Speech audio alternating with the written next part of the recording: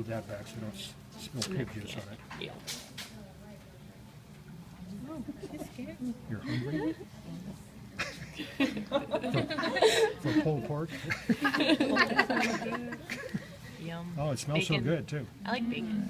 Okay, this is kind of mangled, but there's part of the esophagus here. That's the muscular tube that carries food from the throat down to the stomach.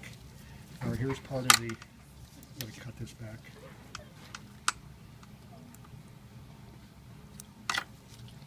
And work here, all right.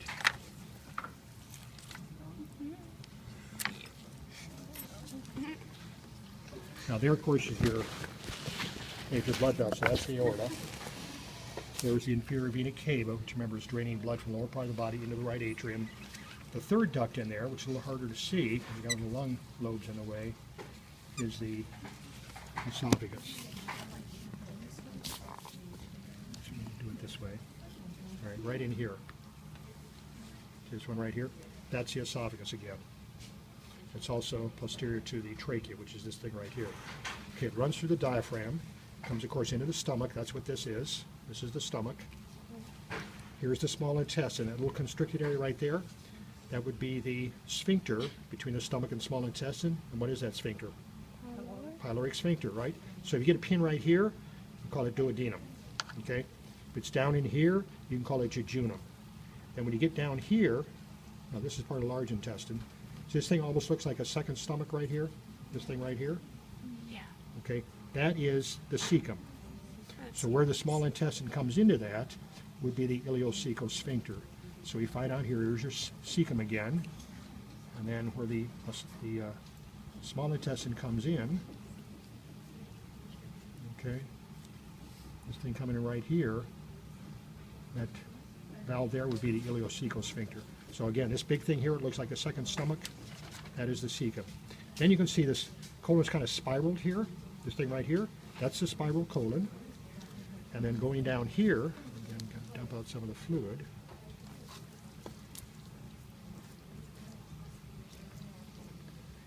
Down here you've got a tube, and that would be the descending colon.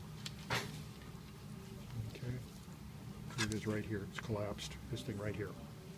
Okay, so descending colon,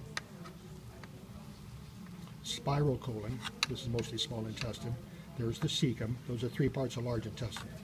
Descending colon again, the spiral colon, and the cecum. That's the large intestine. That's what you know in the large intestine. Okay? And where the ileum comes in, okay, that's going to be the sphincter there will be the ileocecal sphincter. Okay, this is all small intestine here.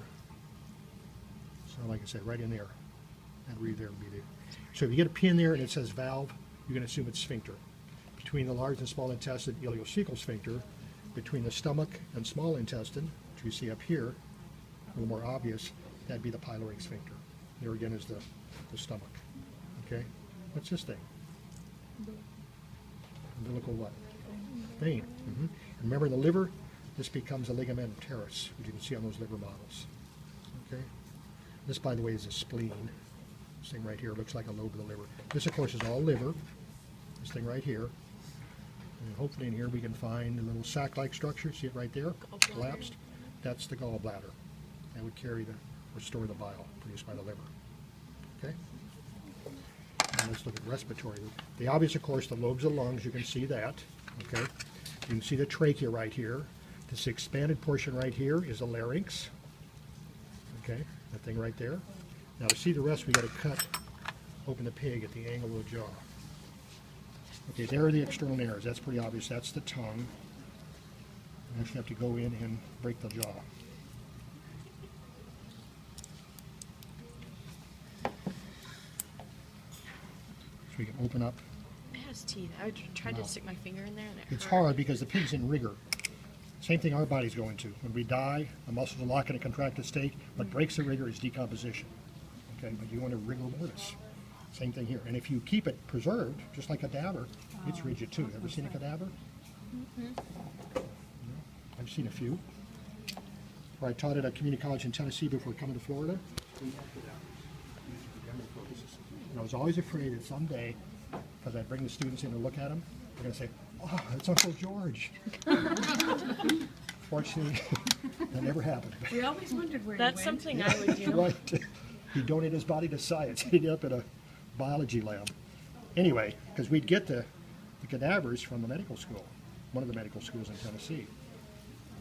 And then we'd have this big steel, looks like a coffin on wheels, that you had to keep the body in. You just put it in a bag, and then you'd open it up periodically, and of course you'd keep it chained and locked. Then when the body was done, you didn't throw it in the waste like you do these pigs. It had to be buried. So it had to be treated a little bit differently than these